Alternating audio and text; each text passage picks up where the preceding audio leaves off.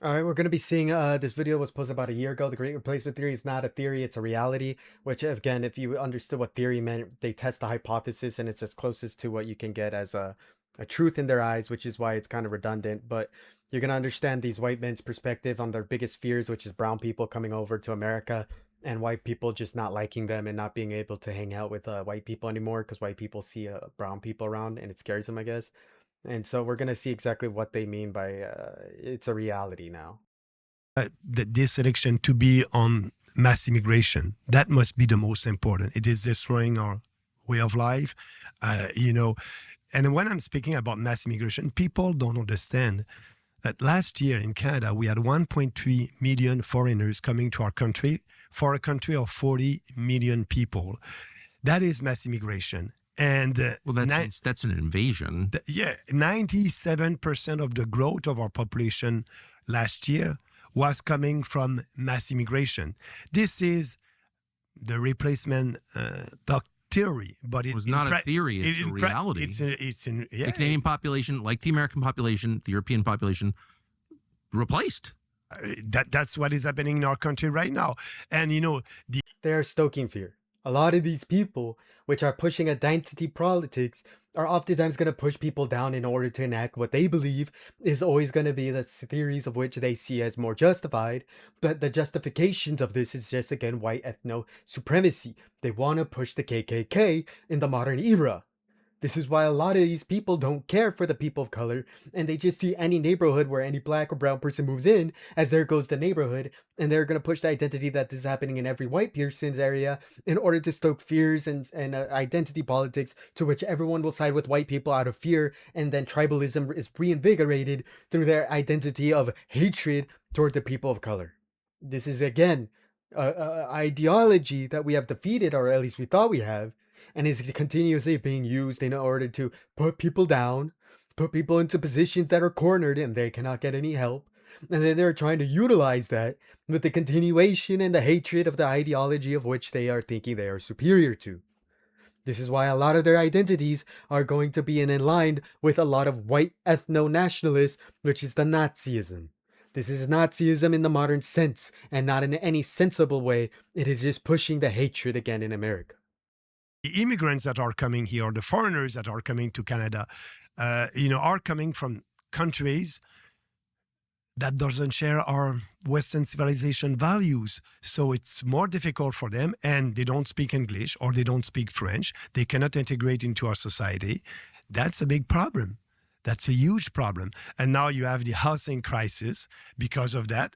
Too many people, all these people need a roof. So, but the solution is, it's a question of supply and demand. You just have to stop the demand, and that will solve the housing crisis. Of course. But Polyev, the leader of the Conservative Party, like the Republican Party here in the U.S., but they're not conservative. They're conservative in name only. And what they're doing, if you are a leader of a nation, your first. So that's an interesting point they made. Conservative in name only is because they want to outcast even their own kind for being a immigrant lover, which if you replace immigrant with another word a lot of people know of after followed by lover, you're going to start to understand who is the really oppressed people, which are the ones that they say other than white, which is why they push the other than white narrative everywhere white people are at, because they want a pure white society that can dominate through what they believe is a legal takeover, which Hitler took over the country legally, in order to push the identity that they are justified in killing people of color, deep-throating women, and saying women don't have the right to vote, which there is a video on that out there that there are people already pushing for the appeal to get rid of the civil rights movement, which are trying to say that people don't always have the right to vote due to lack of education, which is saying you're accredited, but that accreditation is again associated with class privilege and association with white people mainly being the educated, in order to push the non-educated people and the lacking resource people toward people of color, and then pushing them out of the voting block altogether.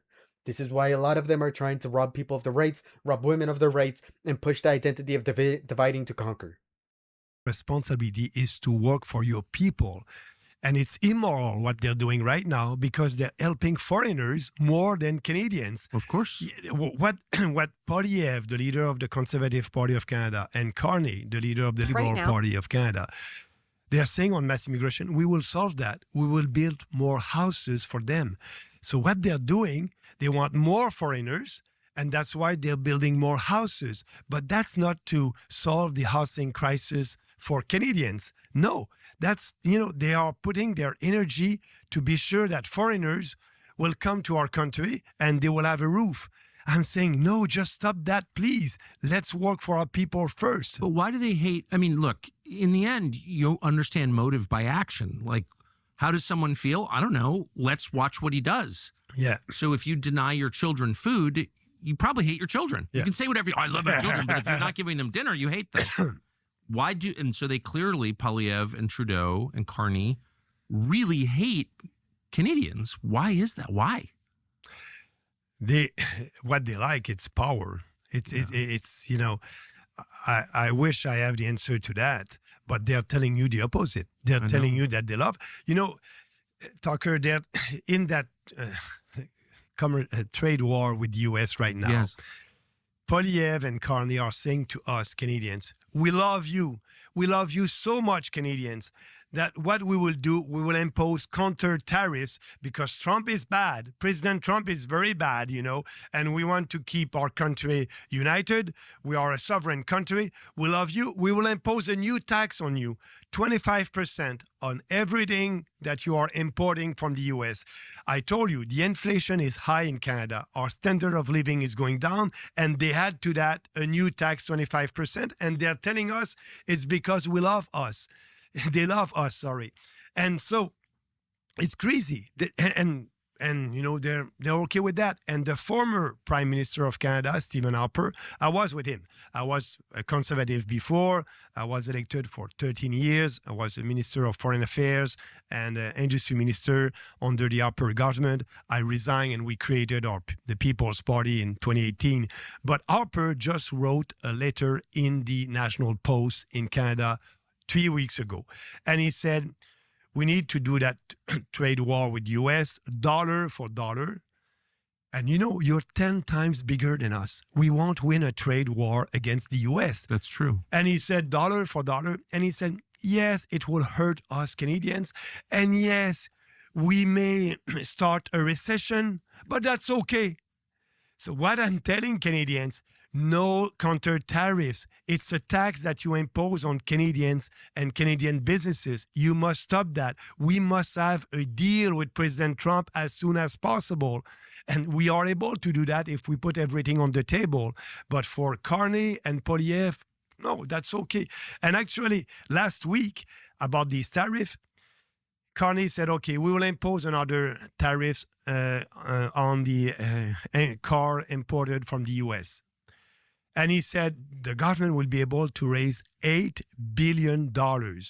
And we will give that to big corporations because they are affected by these tariffs. They cannot export their products to the U.S. So what he's telling us, I will take $8 billion for the poor consumers with that new tax. You Canadians consumers, you will pay that. And I will give that to big corporations, taxing the poor and giving that to the rich. That is the policy of the Liberal government, and Poilievre is okay with that. That's crazy, and that is killing our economy. It's one of the saddest things about this.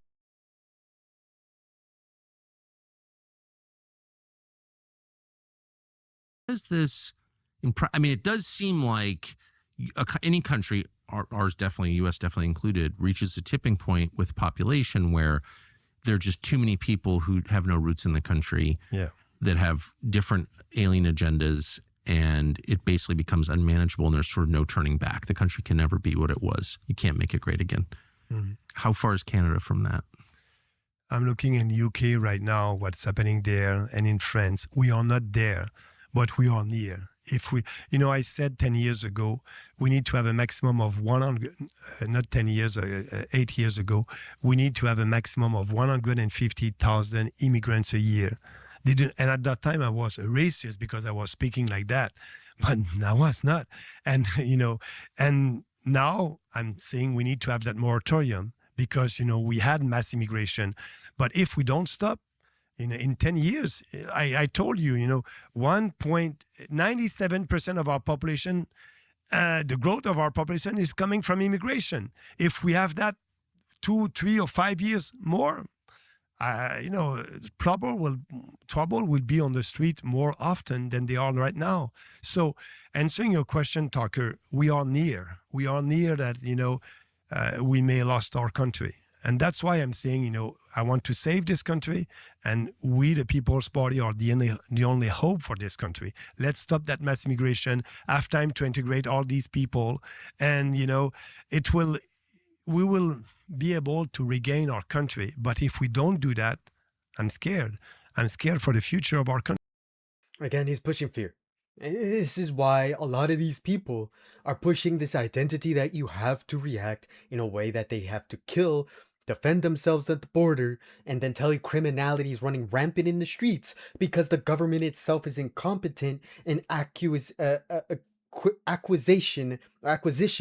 of a lot of these resources like housing, education, jobs, production, and manufacturing of which they are in control of because they are too busy exploiting their own people to be able to create a safety net that is uplifting everyone, which each person entered in this country is going to be a tax. It means they're going to get taxes out of it. They're going to get resource gain. That taxes leads to people having more money. More money through education means more taxes on their income, which means they get to spend more on food, resources, luxury goods, which means the economy overall goes up.